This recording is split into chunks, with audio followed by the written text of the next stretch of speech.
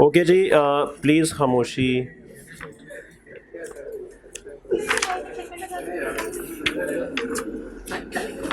Fast paper के question number, please खामोशी भाई, क्या हो गया जी? पेज 685 पे आइए जी, पेज 685। प्लीज़ खामोशी भाई, प्लीज़ खामोशी। खैर हो सही, एक्स्ट्रा क्लास की बहुत खुशी हो रही है सबको।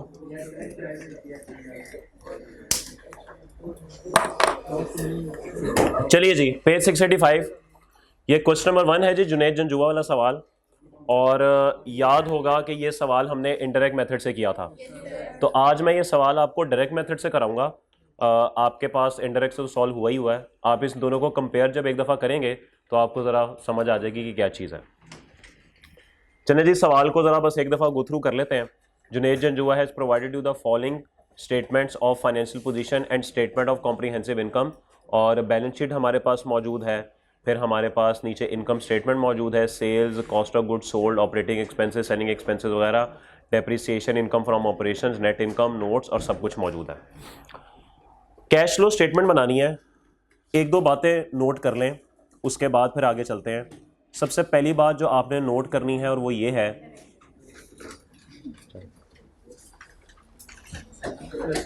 क्या हुआ? कोई मसला है कोई आज? ओ यार, ओ बुला यार उसे, ये बंदे ना 40,000 रुपए में फारिग हो जाते हैं जी। वो आखिरी क्लास होगी उनकी, आखिरी होगी नहीं, सेकंड क्लास नहीं, नहीं।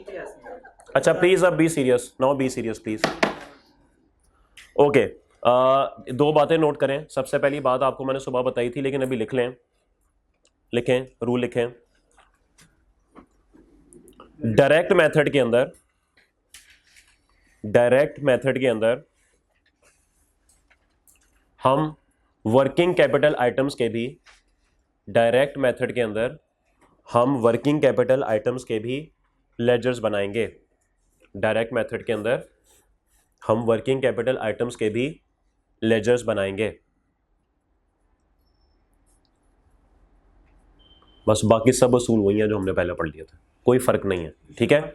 ओके, अब जरा सवाल को देखते हैं। सुबह मैंने आपको बता दिया था सुबह वाली क्लास में कि बेसिकली फर्क क्या है डायरेक्ट और इनडायरेक्ट मेथड में। जो वो पहला पोर्शन उधर बनाया था ना, profit before tax, adjustment for non cash items और नीचे वर्किंग कैपिटल चेंजेस, वो हम नहीं बनाएंगे, उसकी जगह तब्दीली होगी। यार इन सब के लिए ना एक एक कप चाय, ठीक है। और ज़रा गिन लें ये कितने हैं, खाने का टाइम था, खाना खाया करें प्लीज़। तो ज़रा गिन लें और प्लीज़ वापस आइए। जिसने खाना है कुछ वो जा सकता है restaurant, he is allowed to go. Okay, ले जी प्लीज़ वापस आइए। तो इसका मतलब ये है कि वो जो हम फर्स्ट हिस्सा बना रहे थे, वो फर्स्ट हिस्सा यहाँ पर अब नहीं बनेगा। अब यहाँ पर बनेगा डेटर से जो कैश वसूल होगा हम वो लिखेंगे, जो सप्लायर से कैश, सप्लायर को कैश पे किया जाएगा वो लिखेंगे, और एक नया अकाउंट एक्सपेंसेस का, वो ज़रा आपके लिए एक नई चीज़ होगी, क्योंकि हम एक्सपेंसेस का इकट्ठा ही एक ही लेजर बना दिया करेंगे। वो आपके लिए एक नई चीज़ है, उसको कैसे टैकल करना है तो वो इंशाल्लाह हम यहाँ पे देख लेते हैं।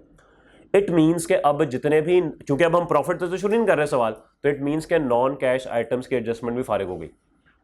ओके, क्योंकि प्रॉफिट से सवाल नहीं शुरू कर रहे हैं हम, तो अब डायरेक्ट ही वो कैश ले रहे हैं जो सप्लायर्स को पे किया, वही कैश ले रहे हैं जो डेटर से वसूल हुआ, वही कैश ले रहे हैं जो एक्सपेंसेस की मद में पे किया। तो इस मीन्स के वो जो नॉन कैश आइटम्स के एडजस्टमेंट्स है ना, वो सब फारिग हो गए। सवाल शुरू करते हैं, सबसे पहले फॉर्मेट बनाते हैं और फिर आगे चलते हैं। ये है जी पास्ट पेपर नंबर 1। एक मिनट मेरे भाई, फॉर्मेट भूल जाएगा मुझे, बड़ी मुश्किल से याद किया है। स्टेटमेंट ऑफ कैश फ्लोज जी, साल कौन सा है सवाल में? 31 दिसंबर 2010 जी। मेरे भाई बोलिए, क्या सवाल था आपका? सर नहीं, आंसर क्यों डिफरेंट आएगा? आंसर सेम आएगा, डिफरेंट कैसे आ सकता है? बिल्कुल नहीं होगा।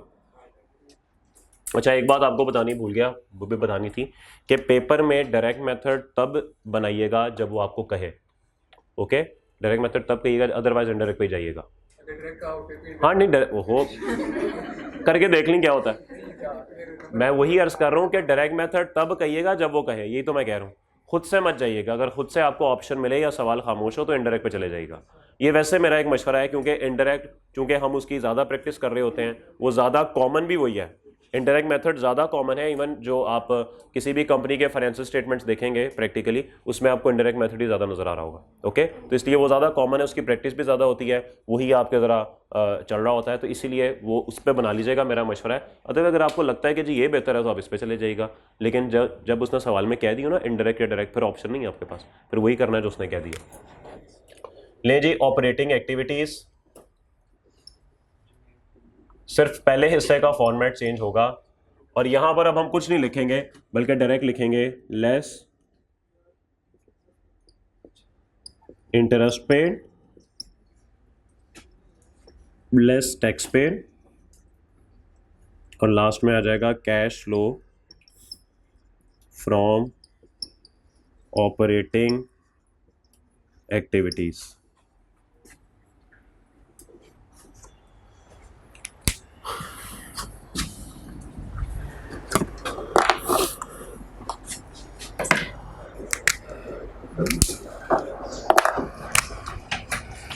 उसके बाद है जी इन्वेस्टिंग एक्टिविटीज,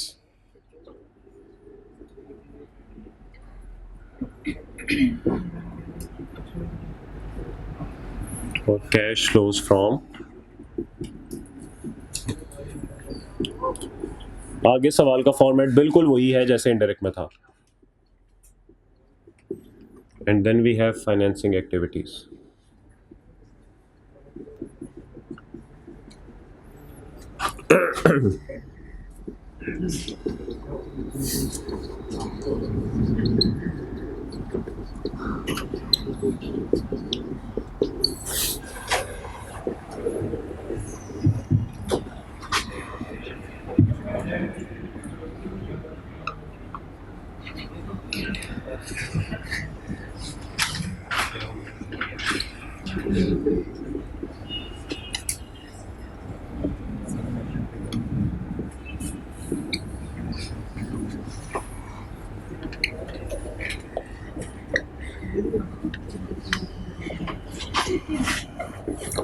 ओके जी, यहां तक हम पहुंच गए। नेक्स्ट जी, कहां से शुरुआत करें? सबसे पहले कैश को देखते हैं जी। अच्छा, ये सवाल, सॉरी, ये सवाल मैं पूरा नहीं कराऊंगा आपको। अच्छा, देख ऐसे नहीं, मैंने किडनियां मांग लिया सबकी। ये सवाल मैं सिर्फ आपको पहला हिस्सा कंप्लीट करूंगा। ओके, बाकी इन्वेस्टिंग फाइनेंसिंग बिल्कुल वैसा ही है। और ठहर तो जा, सुन तो ले, पहले फर्क तो देख लो, फिर अगला सवाल पूरा कराऊंगा। रुक तो जाए मेरा भाई, कोई रुको, जरा सब्र करो। ओके, ले जी, ये सवाल में आपको सिर्फ इसके अंदर मैं वर्किंग कैपिटल के लेजर बनवाऊंगा आपको, डेटर्स, इन्वेंटोरीज और अकाउंट्स पेबल, और साथ एक्सपेंसेस, जो एक्सपेंसेस की हम बात करते हैं, तो वो सिर्फ फर्क बताऊंगा। और फर्क की वजह क्या है आपको, ताकि पता लगे कि सिर्फ ये चीजें हैं जो फर्क डालती हैं डायरेक्ट और इनडायरेक्ट में, ताकि एक सवाल आपके पास अधूरा पड़ा होगा ना, तो आपको नजर आता रहेगा कि भाई सिर्फ ये फर्क है जो कि इनडायरेक्ट और डायरेक्ट में है। तो ये अधूरा सवाल कराने का मकसद ये है, वरना अगला सवाल तो इंशाल्लाह एक दो सवाल हमने डायरेक्ट मेथड के करने ही है। बस भाई, मेरा भाई पूरी किताब करा देता हूँ मेरे भाई को, कोई टेंशन नहीं, पेपर भी करा देता हूँ। और बताओ? हाँ, वो तो मैंने ही करना है, तनख्वाह के पैसे भी फिर मेरे ही हैं। ठीक है, ठीक है मेरे भाई, तनख्वाह आपकी अपनी। ठीक है, चले जी, सबसे पहले 50-50 वजह 50-50। अच्छा, तू 50 दे दे। अकाउंट्स रिसीवेबल 104 और 280। ले जी, अब जरा बात को ध्यान से समझिएगा, हम यहां पे कुछ वर्किंग्स बनाएंगे। ट्रेड रिसीवेबल, ये वर्किंग पहले नहीं बनी थी पर आज बनेगी। कितना है जी brought down? 104, and what is carried down? 280। ये लेजर पहले नहीं था। उसके बाद लॉन्ग टर्म इन्वेस्टमेंट्स भी थी, कैश तो हमने लिखा ही नहीं, लेकिन कैश भी पहले था, चलें लिख देते हैं। 32 और 145 कैश। बहरहाल ये पहले भी था तो ये आज भी है। ले जी, लॉन्ग टर्म इन्वेस्टमेंट, इन्वेंट्री नहीं थी भाई, तो आज इन्वेंट्री भी होगी, आज तो सब कुछ होगा। इन्वेंट्री क्या ब्रॉट डाउन है जी, बताइए। 200 और कैरी डाउन 424, आप जमा 4। उसके बाद प्रीपेड इंश्योरेंस तो बनाया था हमने पहले, क्या ख्याल है आपका? नहीं बोलेंगे, नहीं बनाया था? बनाया था पहले, क्यों नहीं बनाया था? क्या हमने ये वर्किंग कैपिटल में रखा था? अच्छा चले, prepaid insurance is an expense item, okay, इसका काम हम एक्सपेंसेस में जाके करेंगे। तो अभी एक्सपेंस की मैं बात करता हूं, उसके बाद देखते हैं। ऑफिस सप्लाईज का नहीं बनाया था, land building accumulated depreciation, equipment accumulated depreciation, ये तो सारे बना लिए थे, ओके। प्रीपेड रह गया, ऑफिस सप्लाईज रह गया, ओके। अकाउंट्स पेबल का बनाया था? नहीं बनाया था। अकाउंट्स पेबल को क्रेडिटर्स भी लिख लेते हैं, एक ही बात है, अकाउंट्स पे ए बल। बताइए जी, ओपनिंग 263, कैरी डाउन 158। फिर वेजेस पेबल, ये भी नहीं बनाया था हमने, एक्सपेंस है ये। Short term loans, long term loans, capital, ये तमाम लेजर्स हमने बना लिए थे। अब जरा तवज्जो फरमाइएगा, ये 3 लेजर्स पहले नहीं थे, आज बन गए, तो ठीक है, कोई मसला नहीं। हमने कुछ लेजर छोड़े जो पहले नहीं बनाए थे और अभी भी नहीं बनाए। इसमें एक प्रीपेड इंश्योरेंस है, इसमें एक ऑफिस सप्लाईज है, और इसमें एक वेजेस पेबल है। क्या बात आपको समझ आती है? बात को बहुत ध्यान से सुनना है। इनकम स्टेटमेंट पे आइए। इनकम स्टेटमेंट में आपको सेलिंग एक्सपेंसेस, एडमिन एक्सपेंसेस नजर आ रहे हैं। सर जरूरी है कि ये सारे एक्सपेंसेस पेड हों? क्या जरूरी है सारे एक्सपेंसेस पेड हों? जरूरी तो नहीं है भाई कि सारे एक्सपेंसेस पेड हो सकता है इसमें से कोई एक्सपेंस एक्रूवल की बेस पे हो सकता है ऊपर एंट्री जो वेजेस पेबल की 40,000 पड़ी हुई है, डेबिट एक्सपेंस नीचे पड़ा हो, वेजेस पेबल ऊपर हो। क्या आपको ये बात समझ आती है? हो सकती है ये एंट्री। फिर ये भी तो हो सकता है कि जिस तरीके से प्रीपेड इंश्योरेंस है ऊपर 24,000, डेबिट कर दिया हो प्रीपेड इंश्योरेंस, क्रेडिट कर दिया हो कैश, वो तो नीचे एक्सपेंसेस में नजर ही नहीं आ रहा होगा। कुछ बात समझ आ रही है आप लोगों को क्या नहीं? इसी तरीके से ऑफिस सप्लाईज में भी ऐसे हो सकता है। तो इट मींस कि ये जो नीचे एक्सपेंसेस हैं, ये सारे के सारे एक्सपेंसेस पेड तो नहीं है। पहले तो हमने इंक्रीज डिक्रीज का इंपैक्ट डाल के इनको कैटर कर लिया था, लेकिन अब जो एक्सपेंसेस की पेमेंट की होगी वो भी तो निकालनी है। वो अब कैसे निकालें? वो कैसे निकालें अब? ओके, अब हमें एक्सपेंसेस का एक लेजर बनाना पड़ेगा। अब क्या करूं, सेलिंग का अलहदा बना लूं, एडमिन का अलहदा बना लूं? फिर मुझे ये भी नहीं पता कि वेजेस एक्सपेंस किस में आ रहा है, ऑफिस सप्लाईज का एक्सपेंस किधर आ रहा है, इंश्योरेंस का एक्सपेंस किधर आ रहा है, मुझे तो नजर ही नहीं आ रहा। कहीं पर आ रहा है कि नजर, पता ही नहीं लग रहा। तो फिर हम एक ही लेजर एक्सपेंसेस का बनाया करेंगे, जिसके अंदर एक्सपेंसेस, जो आपको पता ना एक्सपेंसेस के लेजर में क्रेडिट साइड के ऊपर एक्सपेंस आते हैं प्रॉफिट लॉस वाले, इसके अंदर हम दोनों ऑपरेटिंग और सेलिंग दोनों इधर ही शामिल कर लेंगे, इकट्ठा ही बना देते हैं। क्या ये बात समझ आई? जरा देखिएगा, बात आपको बेहतर समझ आएगी। प्लीज नोट मत कीजिएगा आप, ये जरा एक इंपॉर्टेंट बात है। एक्सपेंसेस, आपके पास सवाल के अंदर एक्सपेंसेस 2 हैं। कॉस्ट ऑफ सेल की बात नहीं कर रहा, वो तो इन्वेंट्री में जाना है, उसको फिलहाल छोड़ दें। ऑपरेटिंग एक्सपेंसेस और सेलिंग एक्सपेंसेस 634 और 1348। एक्सपेंसेस के लेजर में क्या एंट्री होगी? Debit profit and loss account, credit expense. इसका मतलब है कि ये दोनों एक्सपेंसेस यहां पर आने चाहिए। कितनी अमाउंट बनती है? 6 क्या थी? 634। जी ये वो एक्सपेंस है जो कि प्रॉफिट एंड लॉस अकाउंट में गया हुआ है। किसी को अगर इससे तराज है तो बताए, किसी को इससे इख्तलाफ है तो बताए। टोटल अमाउंट कितनी बनती है? 1982 रुपए हमारे प्रॉफिट एंड लॉस में जा चुके हैं। क्या ये बात सबको समझ आती है? अब मुझे बताइए, ये सारे पेड भी होंगे? पेड होंगे सारे? कैसे पता आपको? डाउट की बेस पे कह रहे हैं। डाउट है ना कि पता नहीं सारे पेड है भी कि नहीं। पता कैसे लगेगा पेड कितने इसमें से? ओपनिंग क्लोजिंग अगर कहीं से मिल जाए तो मसला हल हो जाएगा। बोले, अब बताइए कोई ऐसा एक्सपेंस है जो मेरे पास पेबल हो या ओपनिंग या क्लोजिंग जिसकी मौजूद हो? सर बिल्कुल मौजूद है। प्रीपेड इंश्योरेंस, क्या एक्सपेंस निकलता है प्रीपेड इंश्योरेंस से? निकलता है ना। तो अगर मैं यहां पे ओपनिंग प्रीपेड इंश्योरेंस बना दूं और यहां पे क्लोजिंग प्रीपेड बना दूं तो कोई मसला हल हो जाएगा मेरा? बोलिए कितना है जी? 200, 420। इन्वेंट्री का भी सेम है, इसका भी सेम है। ये इन्वेंट्री का गलत है कि इसका गलत है? 24 और 36 है भाई, 24 और 36। 2 मिनट बाद तसल्ली से देखते जाइएगा, भी आपको समझ आ जाएगी।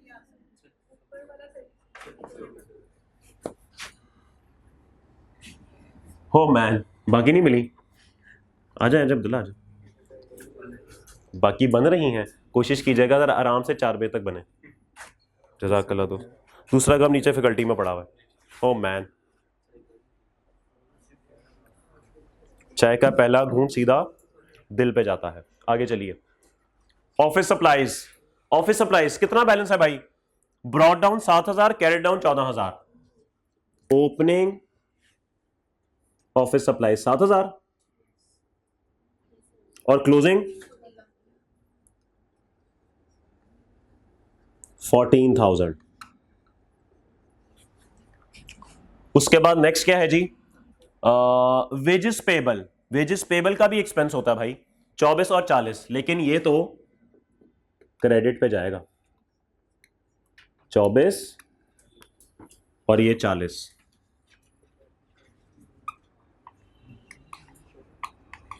अब जरा बात को ध्यान से समझिएगा। देखिए, मैंने सबको इकट्ठा कर दिया। असल में होना क्या चाहिए था? होना ये चाहिए था कि मैं इंश्योरेंस का लेजर बनाता, उसके ब्रॉड डाउन में मैं लिखता 36, कैरेट डाउन में मैं क्या लिखता 24। ऐसे ही है। इसके क्रेडिट साइड पे मैं इंश्योरेंस एक्सपेंस लिखता, ताकि मुझे पता लग जाता कि कितनी इंश्योरेंस मैंने पे कर दी। फिर मुझे करना चाहिए था ऑफिस सप्लाईज के साथ यही हरकत। इसका ब्रॉड डाउन मुझे लिखना चाहिए था 7, इसका कैरेट डाउन मुझे लिखना चाहिए था 14, इसका एक्सपेंस मैं यहां पे लिखता ताकि मेरे पास इसका कैश आ जाता। क्या ख्याल है? ऐसे ही है। और एंड पे फिर वेजेस पेबल, क्योंकि 3 ही मेरे पास इस तरह के हैं, बाकी तो सारे कोई पेबल नहीं है। ओके, अब क्या करूंगा? ब्रॉड डाउन इसका लिखूंगा 24 और कैरेट डाउन लिखूंगा इसका 40। इसी तरीके से इसका एक्सपेंस जो है वो किस तरफ आएगा? इस तरफ आएगा, इस तरफ आएगा, इस साइड पे आएगा, इस साइड पे आएगा, इस साइड पे आएगा, उधर नहीं आएगा। खुदा के बंदो, अल्लाह पूछेगा। Debit expense, credit wages payable इस तरफ आएगा और कैश आपका इस तरफ आ गया। ऐसे ही है। असल में तो मुझे ये काम करना चाहिए था। क्या ख्याल है? और बाकी के एक्सपेंस जिनके ये लेजर मौजूद नहीं थे या जिनका बैलेंस शीट मौजूद नहीं था, वो एज्यूम करना था कि सारे का सारे कैश है। क्या बात समझ आई? असल में तो मुझे ये करना चाहिए था। ये बात समझ आई सबको? मैं दोबारा रिपीट करता हूं। मेरे पास 3 चीजें थी जो कि मुझे बैलेंस शीट में नजर आ रही हैं, insurance, office supplies, wages payable. मुझे इन तीनों के ही ब्रॉड डाउन, कैरेट डाउन बनाने चाहिए थे, इन तीनों का एक्सपेंस लिखना चाहिए था और इन तीनों का कैश निकालना चाहिए था। और बाकी जितने भी एक्सपेंसेस हैं, क्योंकि उसका कोई बैलेंस शीट में नामो निशान नहीं है, तो इसका मतलब है वो सारे पेड ही होंगे।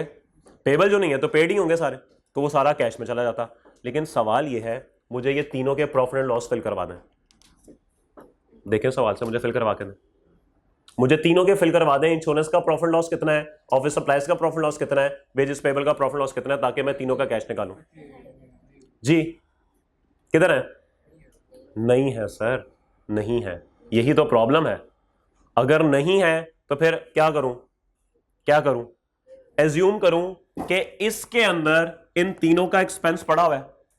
बोले, इन तीनों का एक्सपेंस पड़ा हुआ है और इसके अलावा भी दूसरा एक्सपेंस पड़ा हुआ है जो कि सारे का सारा कैश में पेड है।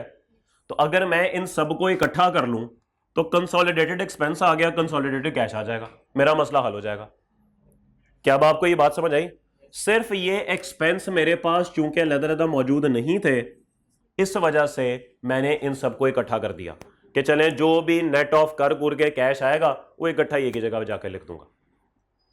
क्या आपको ये बात समझ आई? और वैसे मेरा आपको मशवरा है, अगर आपको ये तीनों अलग-अलग भी गिवन हो ना तो इकट्ठा ही कर लीजिएगा, बात फिर भी वहीं आनी है, बात फिर भी वहीं आनी है। ऐसी वर्किंग बना बना के ख्वार हो रहे होंगे और कुछ भी नहीं हो रहा होगा, सिर्फ ख्वार हो रहे होंगे, क्योंकि इन सबको अलग बना लें या इकट्ठा बना लें, आंसर कैश का सेम ही आना है।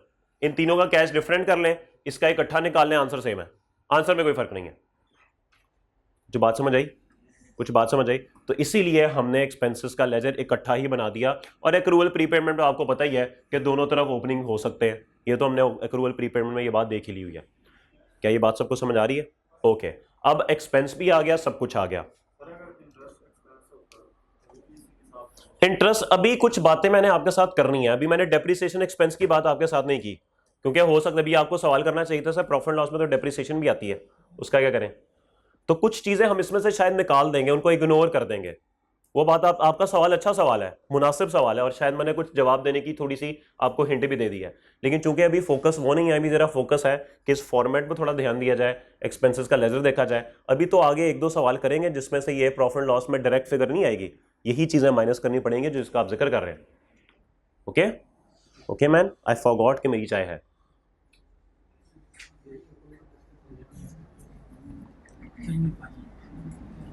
चले जी, ओके सब अच्छा है यहां तक? ले जी, अब नेक्स्ट स्टेप क्या करना है? एक तो ये काम हो गया जो कि हमने करना था, डेप्रिसिएशन का क्या करना है, क्योंकि सवाल में नीचे ही डेप्रिसिएशन लिखी हुई है 2,30,000 की। क्या करूं? What about depreciation? ये लेजर क्या बताता है मुझे, या चलें इस सादे लेजर पे है, वो तो थोड़ा आपको शायद मुश्किल लग रहा हो, इस पे है। यहां पे अगर मैं प्रॉफिट एंड लॉस अकाउंट निकाल देता, मिसाल के तौर पे मुझे पता लग जाता ये 20 है, ये कितना आता? 20 और 4 34, 34 में से 7 गए 27, यहां पे 27 कैश आ जाता। ऐसी बात थी, ओके। इसका क्या मतलब है कि मैंने ये एक्सपेंस जो है वो कैश में पे कर दिया, मतलब एक्सपेंस तो नहीं आना चाहिए, मैंने ये अमाउंट कैश में पे कर दिया। अब अगर मैं यहां पे मिसाल के तौर पे ऑफिस सप्लाईज को लेट्स अज्यूम डेप्रिशिएट करते हैं, लेट्स अज्यूम मैं वो भी शामिल कर देता, तो ये कितना होता? 30 जमा 14 44, तो ये 37 हो जाता। क्या ये कोई बात मुनासिब होती कि 10 रुपए का डेप्रिसिएशन एक्सपेंस आपने कैश में डाला हुआ? बात गलत हो जाती। कुछ बात समझने की कोशिश करें। अगर मैं यहां पे अज्यूम करूं कि ऑफिस सप्लाईज को हम डेप्रिशिएट करते हैं और मैंने 20 एक्सपेंस जो नॉर्मल था, जो खरीदने का एक्सपेंस था, इस्तेमाल का एक्सपेंस था, प्लस इनको डेप्रिशिएट का एक्सपेंस भी साथ डाल दिया, अब मेरा कैश 27 से बढ़ के 37 हो गया। क्यों 37 हो गया? क्योंकि 10 डेप्रिसिएशन का एक्सपेंस था, उसने कैश को भी 10 से बढ़ा दिया। तो क्या डेप्रिसिएशन मेरा कैश का एक्सपेंस होता है? तो अब जरा खुद सोच के बताएं, इसके अंदर डेप्रिसिएशन शामिल होनी चाहिए कि नहीं? इसके अंदर डेप्रिसिएशन शामिल नहीं होनी चाहिए। ठीक होगी बात? कोई भी डेप्रिसिएशन यहां पे शामिल नहीं होगी, और लकीली इस सवाल में है ही नहीं, वो अलग से दी हुई है। तो इट मींस कि अगर आगे जाके किसी सवाल में इन एक्सपेंसेस के अंदर वो कह दे कि डेप्रिसिएशन शामिल हुई है, आपको यहां से एक्सक्लूड करनी पड़ेगी। आप माइनस करेंगे और माइनस करने के बाद फिर आप नेट अमाउंट करेंगे, और हमने सवाल करने हैं ऐसे, यहां पे ना हम स्टार लगाया करेंगे और उसकी वर्किंग में ऐसे लिखा करेंगे। सवाल में जो ऑपरेटिंग एक्सपेंसेस गिवन होंगे वो लिखेंगे, फिर ऐड करेंगे सेलिंग एक्सपेंसेस जो गिवन होंगे, और इसमें से माइनस करेंगे डेप्रिसिएशन एक्सपेंस, और जो आंसर आएगा हम यहां पे लिखेंगे। और अभी और भी चीजें इसमें से माइनस होनी है। कभी कभार वो सवाल में कह देगा कि इसके अंदर हमने loss on disposal of asset शामिल किया हुआ है, वो भी तो नॉन कैश है, वो भी तो निकालना पड़ेगा। फिर कभी कह देगा कि ये नेट ऑफ हो चुके हैं gain on disposal of asset से, तो गेन भी निकालना पड़ेगा। तो इस तरह की तमाम चीजें जिनका कैश पे इंपैक्ट नहीं है वो आपको यहां से निकालनी पड़ेंगी। क्या आपको बात समझ आ गई? यहां तक सब बात क्लियर है? ओके। उसके बाद आपके पास हमने इनकम स्टेटमेंट को बिल्कुल नहीं छड़ा था, हम सिर्फ प्रॉफिट बिफोर टैक्स उठाते थे, या हम नॉन कैश गेन और लॉस उठा के वहां पे एडजस्ट करते थे। सेल को हमने कुछ नहीं किया था, कॉस्ट ऑफ गुड्स सोल्ड को हमने कुछ नहीं किया था। आज हम सेल का इस्तेमाल करेंगे और कॉस्ट ऑफ सेल का भी इस्तेमाल करेंगे। सेल का इस्तेमाल क्या है? 9280 की एंट्री क्या होगी? डेबिट डेटर क्रेडिट सेल, बोले डेबिट डेटर क्रेडिट सेल्स, ये ले।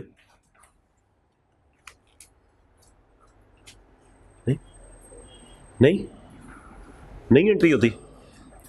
मुझे एक सवाल का इंतजार है और वो सवाल अभी तक आया नहीं है। कुछ सोच रहा है, ये पूछेगा सवाल, मुझे शक पड़ रहा है ये सवाल पूछेगा। हाँ जी, क्या सोच रहा है मेरा भाई? चाय नहीं है ये अभी तक, ये सोच रहा है? क्या सोच रहा है मेरा भाई? क्या सवाल है? नहीं नहीं, पहुंच गया, मुझे पता पहुंच गया उस सवाल पे, पहुंचा, मैं पहले ही पहुंचा हूं। हाँ, क्या प्रॉब्लम है? क्या समझ नहीं आ रही? जिंदगी यहां पे तो नहीं रुकी हुई? जिंदगी यहां तो नहीं रुकी हुई? क्या जिंदगी यहां पे रुक गई आके? जिंदगी यहां पे रुकी हुई है ना? क्यों रुकी हुई है यहां पे? शायद जिंदगी यहां पे तो नहीं रुकी हुई, शायद जिंदगी यहां पे तो नहीं रुकी हुई, यहां पे रुकी? वो कह रहा पता नहीं क्या बहुत बोली जा रहे हैं, मैं तो कुछ और सोच रहा हूं। जिंदगी यहां पे तो नहीं रुकी हुई, कोई ये जिंदगी तो नहीं तंग कर रही है ऐसे कि यहां पे तो क्रेडिट आती हैं, कैश नहीं आती हैं, आपने तो सारी शामिल कर दी हैं। आपको कैसे पता सारी क्रेडिट सेल्स है? अच्छा, इसका जवाब पहले ही पता था, तू मुझे टेंशन दे रहा है, मुझे लगा शायद ये सोच रहा है। हाँ जी, अब जहन में आ गया। हाँ जी, चलें, सवाल मैंने आपको बताना तो था ही, आपने नहीं पूछा तो सर यहाँ पे तो सिर्फ क्रेडिट सेल्स आती हैं डेटर में, कैश तो नहीं आती, मैंने तो सारी शामिल कर दी। क्वेश्चन में गिवन ना हो तो एज्यूम करेंगे कि क्रेडिट सेल है, पहला गैर खत्मी गैर सरकारी नतीजा आ गया जी। उसके बाद और क्या ऑप्शन हो सकती है? हाँ भाई अहमद, क्या वजह हो सकती है? अच्छा सॉरी जी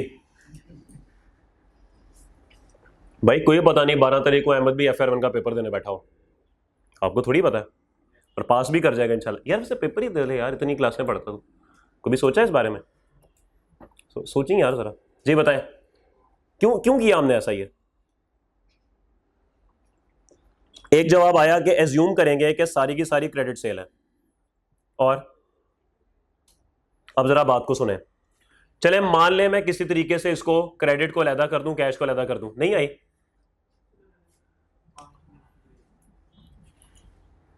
एक मिनट दीजिएगा अहमद भाई।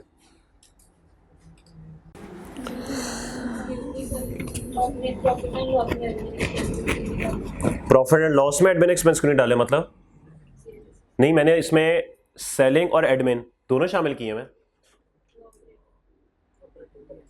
ऑपरेटिंग तो हेडिंग है, ऑपरेटिंग हेडिंग है, ऑपरेटिंग के नीचे सेलिंग एडमिन और डेप्रिसिएशन है। ओके मेल में किताब नहीं, ठीक है किताब की में, ओके एनीवेज, तो ये ऑपरेटिंग हेडिंग है, सेलिंग और एडमिन, बेसिकली ये इसकी जो है वो सब कैटेगरीज हैं। अब जरा प्लीज सवाल ध्यान से सुने please and be serious now. ये जो आपकी सेल्स है 9280 की, 2 मिनट के लिए मान लिया कि ये सारी की सारी क्रेडिट है, तो चलें फिर तो मसला खत्म हो गया, लेकिन चलें कह दें कि इसमें कुछ कैश होगा कुछ क्रेडिट होगा। सवाल का जवाब सुनिएगा, अगर इसके अंदर कुछ कैश सेल होगी तो कैश आया होगा, क्या वो कैश इनफ्लो उधर कैश फ्लो में जाना चाहिए? वो चला जाएगा, और बकाया सेल इधर आ जाएंगी, बकाया सेल आ जाएंगी, तो जितने से कैश सेल कम होंगी, चले एग्जांपल बनाता हूं ऐसे शायद आपको समझ भी ना आए। लेट्स अज्यूम 9280 है, मुझे बताएं कैश कितना आता है? कैश कितना आता है बताएं यार, प्लीज कैलकुलेट करें ना यार। 9104 ये कैश है जो कि आपके पास आया, और ये 9104 आप यहां पे लिखेंगे, अभी बस देखते जाएं। ओके अब एज्यूम करें कि इसमें से सिर्फ 5280 की कैश सेल है, बाकी 4000 क्रेडिट सेल है, मानते हैं इस बात को? लेट्स एज्यूम कि 5280 की कैश सेल हो गई और क्रेडिट सेल जो है वो बन गई 4000 की, तो 9280 ऐसे बना हुआ है। अब आप क्या करेंगे, कैश तो आपके पास आया है ना, कैश आया है तो कैश तो डायरेक्ट इधर आना चाहिए।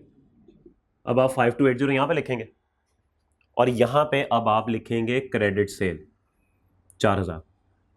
यही चाह रहे थे आप लोग, यही चाह रहे थे ना आप लोग? अब बताइए कैश कितना बनता है? अब बताइए कैश कितना बनता है?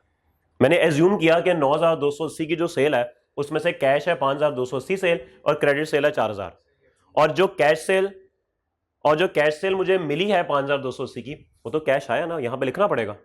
ये कितना आया? 3824 होना चाहिए, ये होना चाहिए। अब इन दोनों को टोटल करें, क्या सेम आंसर आता है? तो मुझे जरूरत ही नहीं है कैश और क्रेडिट अदा करने की। अगर इसमें कुछ कैश सेल भी शामिल होगी वो ऑटोमेटिकली यहां पे एडजस्ट होकर चली जाएगी, तो क्यों इतना ख्वार होना? बात समझ आई? तो आपको एग्जांपल से साबित कर दिया कि आंसर आपका सेम ही आता है, तो इसलिए इसमें भी उलझने की कोई जरूरत नहीं है। क्या बात समझ आई? कि क्या देख रहे इधर, क्या है, क्या देखी जा रहा है इधर? कोई परेशानी है इसमें? मसला है कोई? ये भाई का ये प्रॉब्लम नहीं था, फिर क्या किधर क्या ऐसी चीज है जो समझ नहीं आ रही? इजी हो गया, बताएं कोई चीज समझ नहीं आ रही?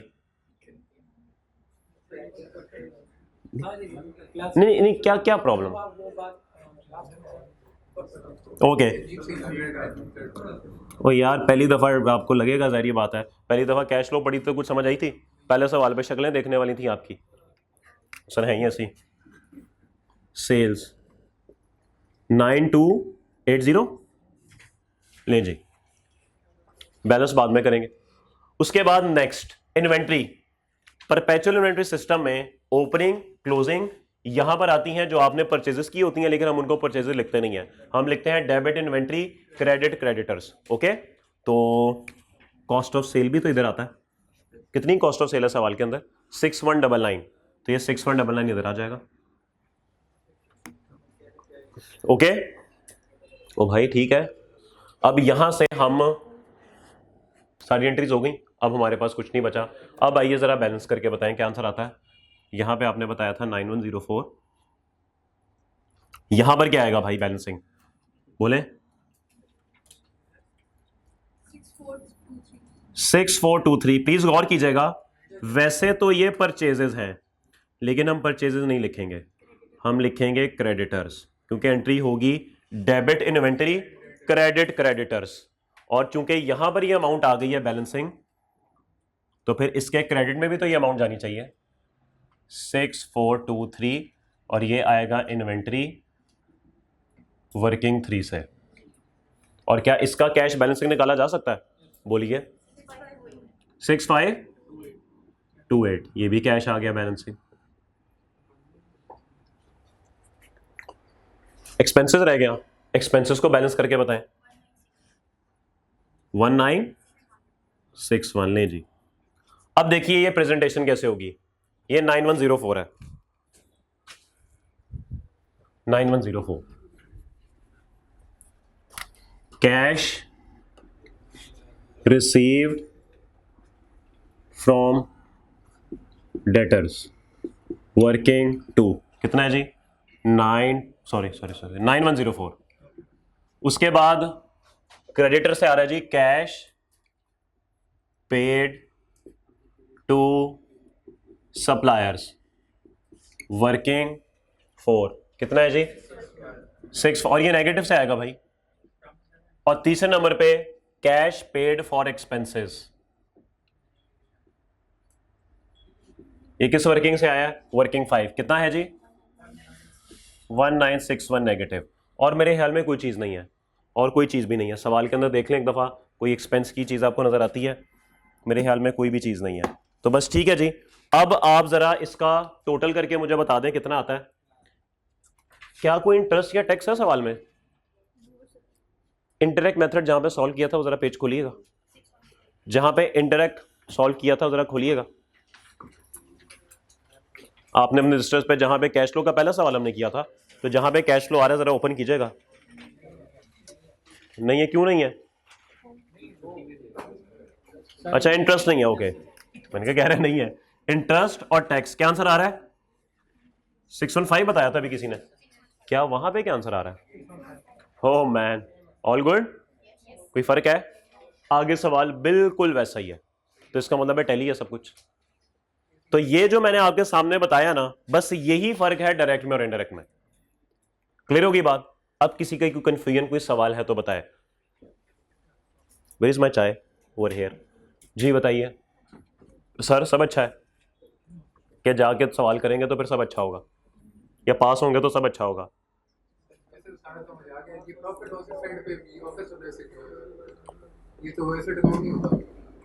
ये expense, expense office supplies expense debit, और ये credit, profit and loss expense debit, और ये क्रेडिट।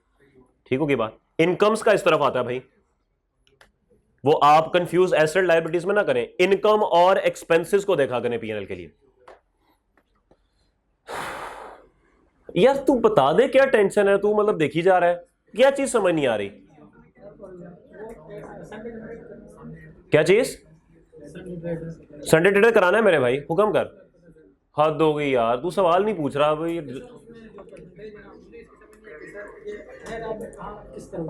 क्या चीज? हाँ ये कैसे निकाल लिया? ओके मैं दोबारा एग्जांपल बता दूं तो मेरा भाई बता ना यार, परेशान क्यों हुआ है?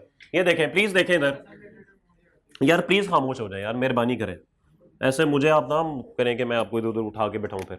ओके देखिए, जो डेटर का लेजर है ना, मैं एज्यूम करता हूं कि सवाल में जो 9280 की सेल है, इसमें से 4280 की सेल कैश है और 4000 क्रेडिट है। ये बात समझ आ गई? अब सबसे पहले मुझे ये बताइए कि जो कैश सेल हुई है, ये तो कैश मेरे पास आया है ना, क्या ये कैश फ्लो में इनफ्लो के तौर पे आना चाहिए? आना चाहिए, इस बात पे आप एग्री करते हैं? तो भाई ये जो कैश है 4280 का, ये मैंने प्लस साइन से अपने पास लिख दिया कि ये कैश मेरे पास आया है। कोई इख्तलाफ? ओके अब बात रहेगी क्रेडिट सेल की, उसके लिए डेटर का अकाउंट। डेटर का ओपनिंग है 104 और क्लोजिंग है 280। अब क्रेडिट सेल यहां पर आनी चाहिए, डेबिट डेटर क्रेडिट सेल्स, तो यहां पे हम क्रेडिट सेल्स लिख देते हैं जो मैंने एज्यूम की 4000 की हैं। ठीक है, अब बताइए कैश कितना बनता है बैलेंसिंग, आप बताएंगे और कोई नहीं बताएगा। कितना कैश बैलेंसिंग है बताइए।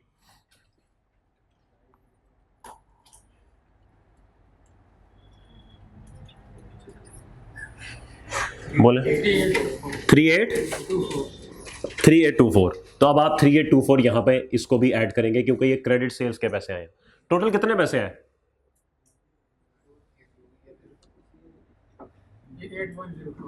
8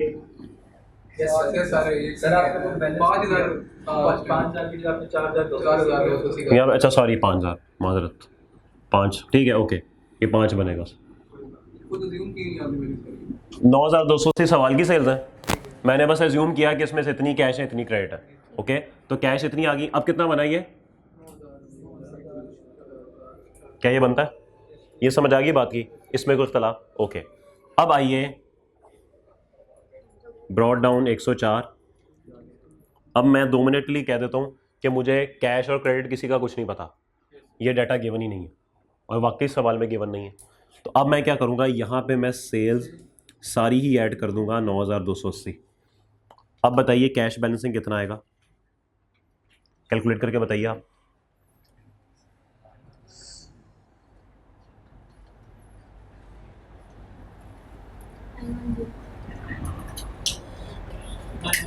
$9104। तो अब आप ये 9104 यहाँ पे लिखेंगे तो सर देखें दोनों सूरतों में बात तो एक ही है। ठीक है, तो ये बात आपको समझाई थी कि अगर आपको क्रेडिट और कैश का नहीं भी पता, सारी सेल्स यहां पे लिख दें चुप करके, तो आपका आंसर अल्टीमेटली वही आएगा। ओके, कुछ परेशानी दूर हुई? अब नोट कर लें जिन्होंने नोट करना है।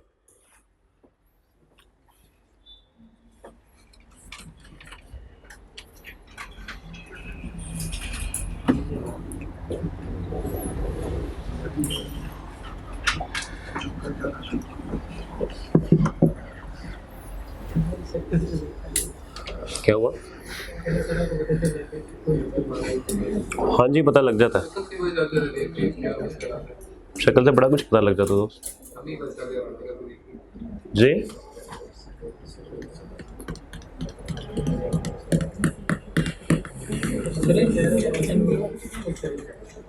एनपीओ में कल अभी आपको एक सवाल देना है डायरेक्ट मेथड का एक और। कल का प्लान सुबह की क्लास का है कि वो पीएचडी वाला एपीएस का सवाल डिस्कस होगा, साथ एक डायरेक्ट मेथड का सवाल, बल्कि डायरेक्ट मेथड का सवाल हाँ एक कल करा दूंगा सुबह, और अगर वक्त बच गया और उम्मीद है कि बच जाएगा तो एनपीओ भी स्टार्ट करा दूंगा। कराना है यार, वो मुझे पता है, मैंने वो लेटेस्ट अटेम्प्ट वाला बिल्कुल कराना है मैंने। और सैटरडे को फर्स्ट क्लास के अंदर थ्रू आउट एनपीओ होगा, ठीक है, और दूसरी क्लास के अंदर फ्रेमवर्क हो जाएगा। यार संडे को मैं सोच रहा हूँ बुला लूँ, संडे को कोई 3-4 घंटे अब बुला के ना 8 से 12 तो ओके कर दें, तो उस हिसाब से आपके तकरीबन कोई 5 एक लेक्चर बन जाएंगे एनपीओ के उस हिसाब से। नहीं कल नहीं होगी, एक्स्ट्रा क्लास होगी सैटरडे को जी, शायद सैटरडे को थोड़ी सी लेंथी क्लास हो जाए, 2 की बजाय 3 घंटे की शायद हो जाए। मॉर्निंग में मैं अवेलेबल ही नहीं, मेरी क्लासेस दूसरी होती हैं। कोशिश तो यही है कि संडे तक हो जाए, लेकिन अगर ज़रूरत पड़ी तो मैक्सिमम मंडे, इससे आगे नहीं जाएंगे हम, क्योंकि आगे आप लोगों के मॉक्स वगैरह भी हैं, आपने खुद भी प्रिपरेशन करनी है, तो इसलिए आपको टाइमली फ्री करना ज़रूरी है। 1 मिनट प्लीज़ यार, 1 बाय 1 जी। रेशो का तो एक रिसेंट अटेम्प्ट वाला कराना ही है मैंने, एक वो भी कराना है और एक ईपीएस का कराना है, वो तो 2 सवाल अभी रहते ही हैं, लेकिन कल का प्लान है पीएचडी वाले सवाल का और एक इसके डायरेक्ट मेथड के सवाल का, जो कि अभी मैं आपको डिस्कस करके आपको भिजवा रहा हूँ, वो आप सवाल अभी करेंगे कल, और कल वो सवाल डिस्कस होगा, पीएचडी होगा, और इन एनपीओ इंशाल्लाह मैं सुबह शुरू करा दूंगा जी।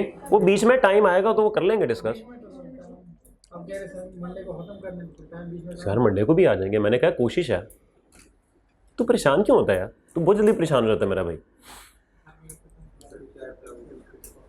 सारा कोर्स यहाँ तक पहुँच गया ना, खुश उसलूबी के साथ पहुँचा ना। भाई परेशान हो रहा था ईपीएस नहीं होगी, फिर भाई परेशान हो रहा था कैश, सब कुछ हो गया ना खुश उसलूबी के साथ, अल्हम्दुलिल्लाह आगे भी इंशाल्लाह हो जाएगा। परेशान नहीं होते? सीए बहादुरों की गेम है आई कैप की ऐसी की तैसी।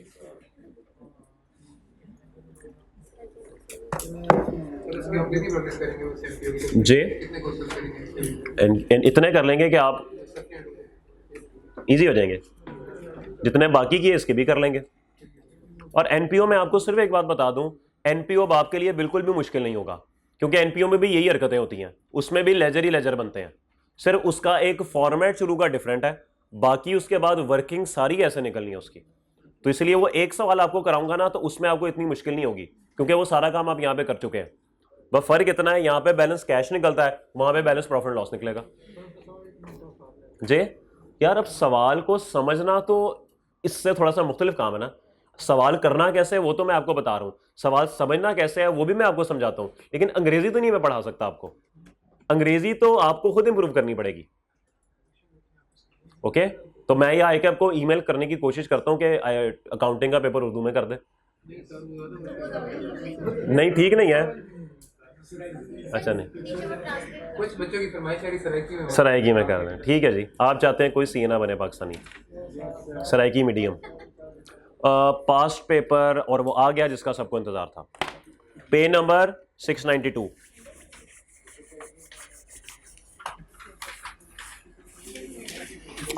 बल्कि ठहरिए तो सही, होमवर्क का सवाल तो देख लें।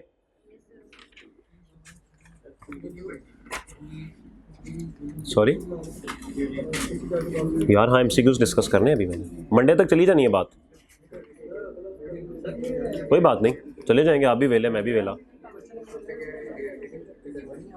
रीडिंग हाँ मैंने कुछ चीज़ों की करवानी है, हमने कहाँ तक कर ली थी, इन्वेस्टमेंट प्रॉपर्टी के बाद रेक्टिफिकेशन तक हो गई हुई है ना, रेक्टिफिकेशन तक हम सब क्लियर है। ओके, रेक्टिफिकेशन के बाद स्टेटमेंट ऑफ चेंज इक्विटी है, आईएस 8 है। ओके, और यार तू सवाल ढूंढने दे, टेंशन दे रहा है जी मेरा भाई, तू बड़ा परेशान रहता है यार, क्यों टेंशन हो रही है। सवाल नंबर 9 है पेज 729 पे, पेज 729 पे।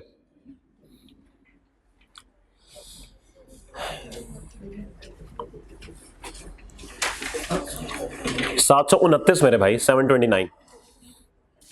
ये सवाल मैं आपको होमवर्क जरूर दे रहा हूं, लेकिन मुझे पूरी उम्मीद है कि सवाल आपसे हो जाएगा और आपसे डिस्कस करने की भी जरूरत नहीं होगी। ठीक है, page 729, question number 9, Sindh robotics company, question bank का सवाल है।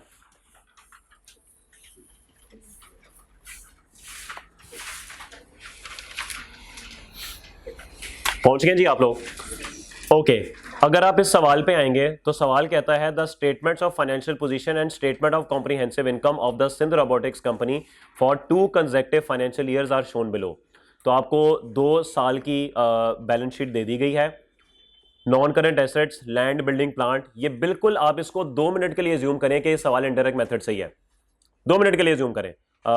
लेजर बन जाएंगे सबके, लैंड का भी बन जाएगा, बिल्डिंग का भी बन जाएगा, प्लांट का भी बन जाएगा, और इनके साथ चूंकि एक्यूमुलेटेड डेप्रिसिएशन भी गिवन है, तो ये भी आप क्या करेंगे, इसके भी लेजर बना लेंगे। आगे चलिए, इन्वेस्टमेंट्स नजर आ रही हैं 80,000 50,000, लेजर बना लें। फिर आ गया करंट एसेट, इन्वेंटरीज, रिक्वायरमेंट में कह रहा है prepare statement of cash flows using direct method. तो क्या इन्वेंटरी का लेजर बनाना पड़ेगा? आज बना ले लेजर, तो ये लेजर आपके सामने बना हुआ है, बिल्कुल ऐसा लेजर बन जाएगा। फिर ट्रेड रिसीवर्स लें जी, इसका भी लेजर बन जाएगा। बैंक, इसका लेजर नहीं बनता, इसका ओपनिंग और closing cash and cash equivalent working one में हम इसको डाल देते हैं।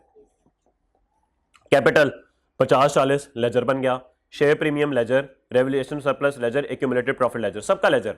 10% loan borrowings ledger, trade payables, इसका भी आज लेजर बन जाएगा, और डिविडेंड पेबल का भी लेजर बन जाएगा। और बैंक ओवरड्राफ्ट आपको पता है वर्किंग वन में कैश एंड कैश इक्विवेलेंट होता है, लेकिन नेगेटिव साइन के साथ। अभी तक सवाल में कोई ऐसी चीज नहीं है। अब चूंकि आप ट्रेड रिसीवर्स का लेजर बना चुके हुए हैं, तो आपके सामने रेवेन्यू या प्रॉफिट एंड लॉस अकाउंट 2 साल का मौजूद है। आपको 13 का सेल्स चाहिए 2 लाख की, आप कैश फ्लो बना रहे हैं 31 दिसंबर 14 की, तो क्या आपको 13 का रेवेन्यू चाहिए कि नहीं? 13 का रेवेन्यू चाहिए कि नहीं? नहीं बोलेंगे। वो चाहिए कि नहीं? नहीं बोलेंगे। वो क्या करना है 13 का रेवेन्यू? कैश फ्लो 14 की बन रही है, तो 13 का रेवेन्यू क्या करना है आपने? 13 का तो कुछ नहीं करना। ओके, तो आप क्या करेंगे, आप 14 का ही 2 लाख का रेवेन्यू अपने डेटर के उसमें डेबिट कर देंगे। लेकिन सवाल यह है, इस 2 लाख में ये तो पता ही नहीं क्रेडिट सेल कितनी है, कैश सेल कितनी है। वो जो मर्जी हो, कैश हो क्रेडिट हो, हमारा आंसर तो सेम आएगा। तो हम सारी की सारी ही डेटर के लेजर में डेबिट कर देंगे।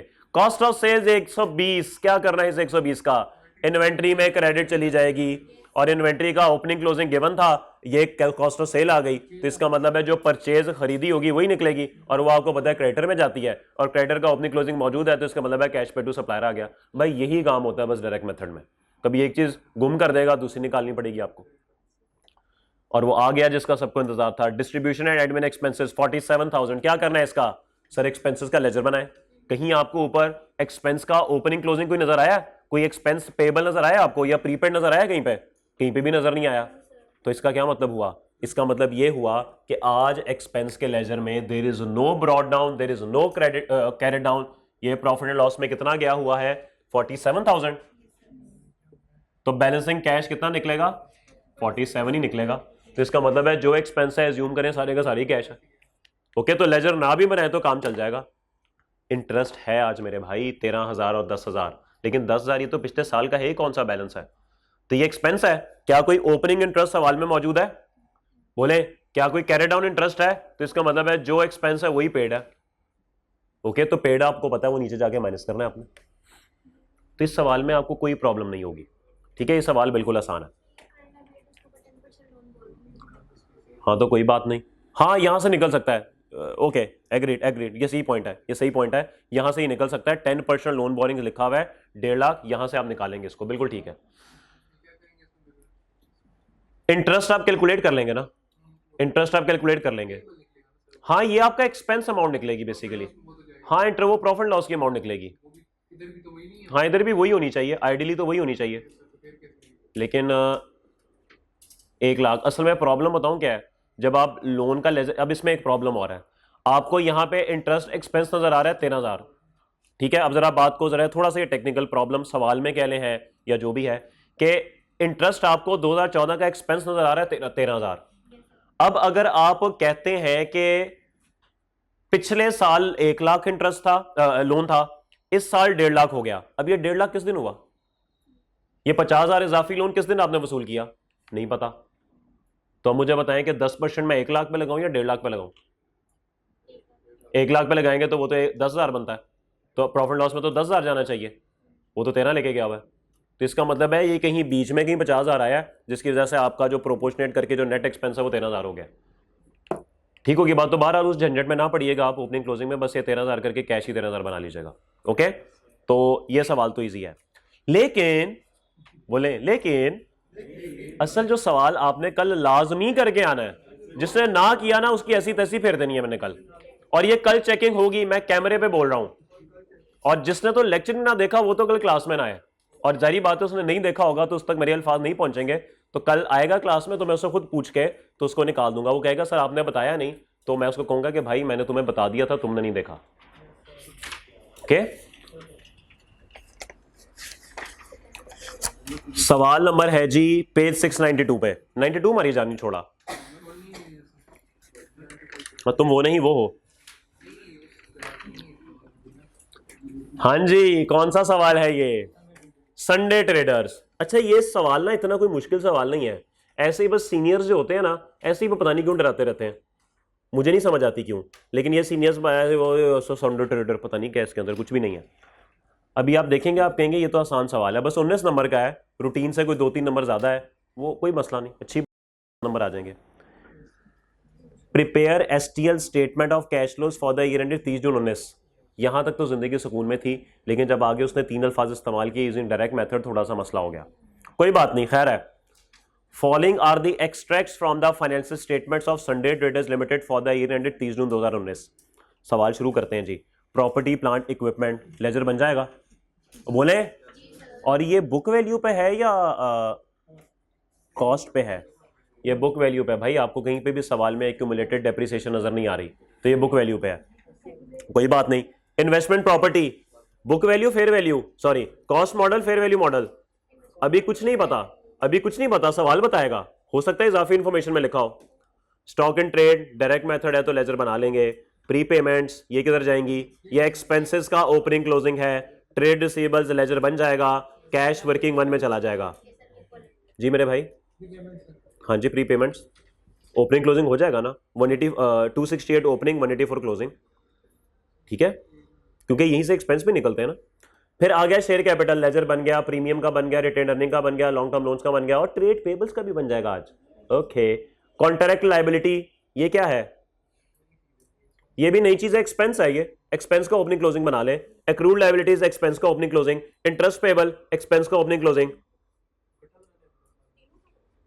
इसका भी एक्सपेंस का ओपनिंग क्लोजिंग। इंटरेस्ट किसका अलग बना ले? सर इंटरेस्ट का अलग बनेगा, इंटरेस्ट का अलग बनेगा क्योंकि इंटरेस्ट की कैश की अमाउंट आपको अलग से चाहिए होती है, और सवाल में लाजमी डाटा मौजूद होगा। सवाल में इंटरेस्ट का एक्सपेंस उसने लाजमी अलग दिया होगा, नजर दौड़ाएं कि नजर आता है? वो देखे नीचे इंटरेस्ट एक्सपेंस अलग से नजर आ रहा है। उसने डिस्ट्रीब्यूशन और एडमिनिस्ट्रेटिव कॉस्ट इकट्ठी दे दी, लेकिन उसको पता था कि इंटरेस्ट एक्सपेंस जो है वो इनको अलग से कैश चाहिए होगा, तो उसने उसका एक्सपेंस अलग से दिया हुआ है। और टैक्स का भी अलग से चाहिए होता है, वो देखें टैक्स का एक्सपेंस भी अलग से मौजूद है। तो जिसका इन दो का एक्सपेंस हमें अलग से पता है तो इसका अलग बना ले, और इनका तो बनाना भी अलग ही है, और लाजमी सवाल में डाटा मौजूद होगा, ऐसा हो नहीं सकता सवाल में डाटा मौजूद ना हो। तो ये आप अलग अलग ही बनाएंगे, इकट्ठा नहीं बना सकते ना, क्योंकि अगर आप इकट्ठा बना देंगे तो इनका जो टैक्स और इंटरेस्ट पे किया होगा वो भी बीच में ही आ जाएगा, जबकि आपको तो अलग लिखना होता है एंड पे, तो वो मसला हो जाएगा वहां पे। किधर लिखा हुआ है? बस ठीक है, ओपनिंग क्लोजिंग लिखे इसे भी, ये प्रोविजन फॉर टैक्सेशन में समझे टैक्स पेबल है, ये टैक्स पेबल का ओपनिंग क्लोजिंग है। किसका? टैक्स का और नहीं, एक ही बात है, प्रोविजन फॉर टैक्सेशन का मतलब टैक्स पेबल ही होता है। तो टैक्स का लेजर का ओपनिंग क्लोजिंग है, एक्सपेंस दिया हुआ है, कैश तो 2 मिनट में निकल आएगा यहां से। अभी तक सवाल में कोई मुश्किल चीज एवी संडे ट्रेडर लगाई हुई थी। हाँ जी, मैंने बताना है, बिल्कुल बता के जाऊंगा, 12 सितंबर को आपको पता होगा इंशाल्लाह, बेफिक्र हैं आप। इजाफी मालूमात प्लीज खामोशी। 70, ओ मैन, उसको समझ आ गई थी, 72% of sales were made on credit. हाँ जी, अब करें अलहदा, सेल को अलहदा करें, पहले कैश को अलहदा करें, वहां पे लिखें, फिर क्रेडिट सेल को डेटर के लेजर में लेके जाएं, फिर कैश करें, फिर फायदा है? कोई फायदा है? इतना हिस्सा पेपर में कैंची लेके जाइएगा, इतना हिस्सा काट के ना इन्विजिलेटर को दे देगा, सर ये मुझे नहीं चाहिए, ये आप रखें, आपकी जरूरत ही नहीं है, आपको चाहिए नहीं आपको। Okay, depreciation expense for the year amounted to 750 million, और वो आ गया जिसका सबको इंतजार था, which was charge to distribution and administrative cost in the ratio 3:1। आज डिस्ट्रीब्यूशन और एडमिन में डेप्रिसिएशन शामिल है, तो आज 6185 और 2302, आप क्या यहां पे ऐसे लिखेंगे 6185, कैसे लिखेंगे? नहीं सर, आज इसमें से लेस की जाएगी डेप्रिसिएशन, क्योंकि आज इसमें डेप्रिसिएशन शामिल है। और जे हाँ, तो रेशो करेंगे ना आप लेकिन सर रेशो की जरूरत क्या है? कोई जरूरत नहीं है। उसके बाद है distribution cost includes 40 million in respect of loss on disposal of equipment. हाँ जी, क्या कैश एक्सपेंस है, नॉन कैश एक्सपेंस है? नॉन कैश है, तो क्या एक्सपेंस में पड़ा रहता है, इसको निकाल दें, इसको भी माइनस करें, इसको भी माइनस करें। The WDV at the time of disposal was 152 million. तो सर आपको पता है कि इक्विपमेंट हमारा बुक वैल्यू पे पड़ा हुआ है भाई, पीपी में सारा कुछ ही पड़ा हुआ है बुक वैल्यू पे, तो ये हमारा पीपी का अकाउंट यहां से क्रेडिट हो जाएगा 152 से, और इसी तरह डिस्पोजल का लेजर बन जाएगा। कोई problem? Impairment loss on vehicles, ये किस में शामिल है? डिस्ट्रीब्यूशन के अंदर। क्या ये कैश एक्सपेंस है, नॉन कैश एक्सपेंस है? तो क्या ये शामिल होना चाहिए? इसको भी निकाल दें, इसको भी निकाल दें। इसको ऐड क्यों करेंगे इंपेयरमेंट लॉस? एक्सपेंस में तो ऐड हुआ है ना। ये देखिए, आपका एक 100 का एक्सपेंस था, एक 20 का एक्सपेंस था, 120, आपने इंपेयरमेंट लॉस इसमें 36 का शामिल करके इसको 156 बना दिया। अब इस 156 के अंदर 36 का लॉस शामिल है, तो आप माइनस करेंगे ना आप, ताकि आप वापस 120 पे आ जाएं। ओके, लोन की किस्तें इंटरेस्ट समेत 1984, ये हैवी पॉइंट है भाई, ये हैवी पॉइंट है कि लोन इंस्टॉलमेंट्स उसने आज तो दे दी, मगर इंटरेस्ट समेत। इंटरेस्ट तो इंटरेस्ट एक्सपेंस के लेजर में जाना चाहिए, क्या ख्याल है, और लोन इधर आना चाहिए। अब ये कैसे पता लगे, अब ये कैसे पता लगे भाई कि इसके अंदर कितना इंटरेस्ट पेड शामिल है? भाईजान, आप जब इंटरेस्ट का लेजर बनाएंगे ना, तो आप देखें सवाल में ब्रॉड डाउन इंटरेस्ट का मौजूद है, कैरी डाउन मौजूद है, प्रॉफिट एंड लॉस की अमाउंट मौजूद है। आप यहां से निकाल लेंगे कैश। ये वो कैश होगा जो आप 1984 में से माइनस करेंगे और माइनस करने के बाद अमाउंट को लोन के लेजर में लेके जाएंगे। बात समझ आ गई? कुछ चीजें चल रही ना साथ साथ, बस सवाल खत्म हो गया। Other income comprises of, other income किधर है भाई? Where is other income? वो पड़ी हुई है 404 की, इसका भी लेजर बना लेंगे। लेजर बना लेंगे कि नहीं पता नहीं, ये अब आपने सोचना है, कल क्लास में देखेंगे। Other income comprises of increase in fair value of investment property amounting to rupees 220 million. तो पता ये चल गया कि इन्वेस्टमेंट प्रॉपर्टी हमारी फेयर वैल्यू मॉडल पे है, तो इसका मतलब है कि इन्वेस्टमेंट प्रॉपर्टी में डेप्रिसिएशन एक्सपेंस नहीं आएगा। अगर कुछ बैलेंस आ भी गया क्रेडिट साइड पे तो शायद वो डिस्पोजल होगा, पर वो डेप्रिसिएशन नहीं होगा। तो 220 इसके अंदर शामिल है। क्या ये कैश इनकम है कि नॉन कैश इनकम है?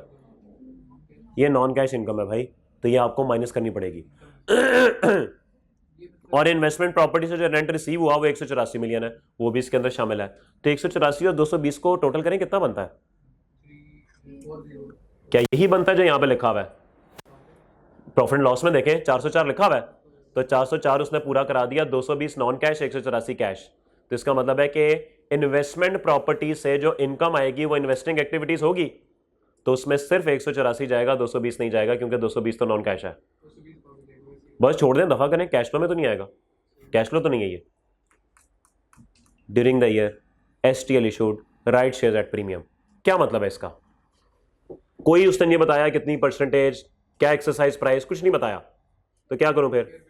सर शेयर प्रीमियम को जब आप बैलेंस करेंगे तो शेयर कैपिटल को बैलेंस करेंगे, तो वहां से जो बैलेंसिंग अमाउंट्स निकलेंगे वो यही निकलेंगे। ओके, क्या मुश्किल है सवाल के अंदर? इस सवाल में कोई मुश्किल नहीं है।